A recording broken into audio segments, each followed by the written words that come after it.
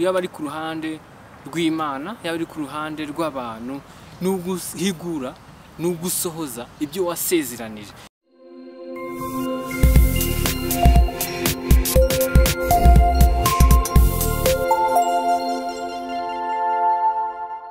Yesu ashimwe bakunzi ba IRERA TV 1 nkuko bisanzwe muri kumwe na Sibomana Anastase. Nimba utarakora subscribe kuri channel yacu uyikore, kandi nishimiye yuko munezezwa n'ibiganiro tubagezaho nkuko tubibona kuri like zanyu mujya mukora, turabibashimira cyane. Kandi niba utarakora subscribe uyikore, kandi ujye usangiza na bagenzi bawe, ukora share, utange n'ibitekerezo, utange n'inyunganizi muri comment. Murakoze cyane.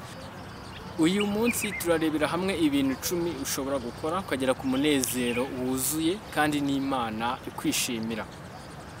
Icyambere wakora Imana ikakwishimira kandi kikakuzanira umunezero muri wowe. Icyambere ni ukubabarira. Iyo ugize kubabarira muri wowe ni igikorwa gikomeye kandi gikorwa n'abantu b'intwari. Niyo mpamvu nawe iyo ugikoze kizana umunezero muri wowe. Ni ukuvuga ngo iyo utanze imbabazi ubikuye ku mutima, usangira na mugenzi wawe uhaye imbabazi umunezero. Icya kabiri cyakuzanira umunezero mu buzima bwawe kandi n'Imana ikwishimira ntacyo yagushinja, ni ukugira ukuri, ni ukubaho mu buzima bufite ukuri. Ni ukuvuga ngo iyo ufite ukuri mu bo muhorana, mu bo mugendana, mu bo mukorana, muri famiye, ufite ukuri, mbese uba ufite umutima utakurega ikibi. Ibyo bikagukurira umunezero mwinshi cyane kuko ugendana n'ukuri, ugendera mu kuri.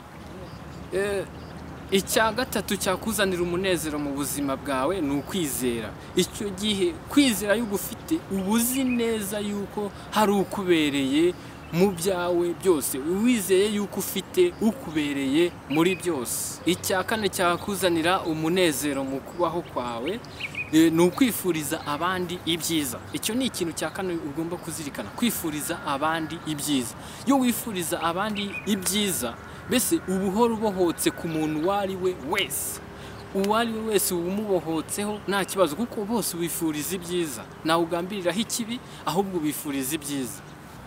Icya gatanu cyakuzanira umunezero mu kubaho kwawe kandi n'Imana ikwishimira, Imana itakubonaho umugayo, ni ukuririmba. Kuririmba buriya ni ikintu kizana umunezero mu bantu, ni ikintu kizana umunezero kuri wowe urimo kubikora. Nuvuga ngo waririmba uri wenyine ku ruhande rwa wenyine, cyangwa urimo no kuririmba muri rusange, abo mwitoreje hamwe cyangwa mutaritoreje hamwe, ariko iyo ndimo mukamuyihuriyeho, nuvuga ngo bikurura umunezero muri wowe. Kandi niyo uririmba, mbese hari ubu urimo guhimbaza, ubu urimo gushima, andi n'Imana ubu urimo kuyinezeza, nayo nikuboneho umugayo.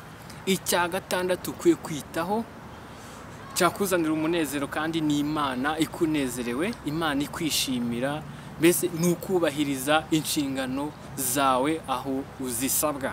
Kubahiriza inshingano zawe aho uzisabwa ni ikintu kizana umunezero muri wowe, ni ikintu ukora Imana ikakwishimira. Icya karindwi kizana umunezero muri wowe ni ugushima. Ni ukuvuga ngo cyagiye ushima ubu urimo kongera, mbese ubu urimo kongera kwibutsa cya gikorwa cyiza cyakubayeho, cyabaye kuri wowe, bigatuma umunezero wongera kuzamuka muri wowe. Kubera iki? Urimo kwibuka ibyakunejeje, umunezero ukongera ukazamuka muri wowe, kongera ukaba muri wowe. Icya munani nakubwira mukunzi mwene data, mukunzi wa IRERA TV 1, ikindi cyazamura umunezero wawe muri wowe, cyazamura umunezero kandi n'Imana ikwishimira, ni ugusohoza amasezerano wasezeranije. Nshatse kuvuga iki? Ni uguhigura imihigo wahize, yaba ari ku ruhande rwawe, yaba ari ku ruhande rw'abantu. Ni uguhigura, ni ugusohoza ibyo wasezeranije. Ibyo wasezeranije Imana n'ibyo wasezeranije abantu, iyo wabihiguye ugira umunezero. Ya ntego y'ibyo wababwiye wabasezeranije, iyo wayigezeho, icyo gihe bizamura umunezero muri wowe. Icyacyenda wakora, ikintu cyacyenda wakora kugira ngo ugire umunezero wuzuye muri wowe kandi n'Imana ikwishimira, ni ukubura cyangwa kuburira cyangwa gutanga inama. iyo muri wowe hari abantu urimo kubona cyangwa umuntu hari icyo agiye kugiramo kitari cyiza cyamubangamira cyamugiraho ingaruka ukamuburira ukava muri ya nzira ikumugira nabi cyangwa guhuriramo n'ikibi, icyo gihe bizana umunezero muri wowe yuko hari uwo warengeye. Icya 10 ari nacyo cyanyuma ku byo twavuze byatuma ugira umunezero muri wowe, byatuma kandi n'Imana ikwishimira mu kubaho kwawe, ni ukugira ibanga, ukabaho ugira ibanga.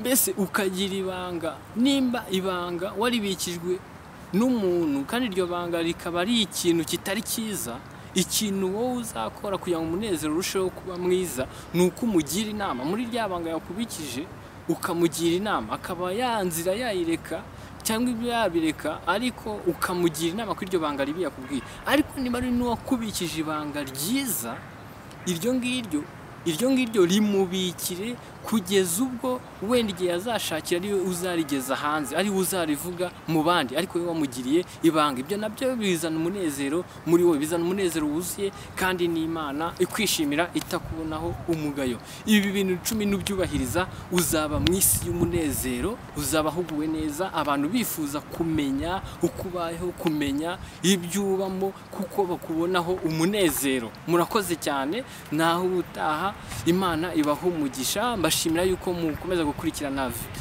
ibiganiro byacu tunyuza kuri IRERA TV 1. Turabashimiye cyane. Utarakora subscribe wayikora, video yose dushyizeho, ibiganiro byose dushyizeho bikazajya bikugeraho, kandi ugakora na like, ugasangiza n'abandi kuri share, ugasharinga abandi, kandi ugatanga igitekerezo n'inyunganizi muri comment. Murakoze, ndabashimiye bakunzi ba IRERA TV 1, mwari muri kumwe na Anastase nk'uko bisanzwe. Murakoze.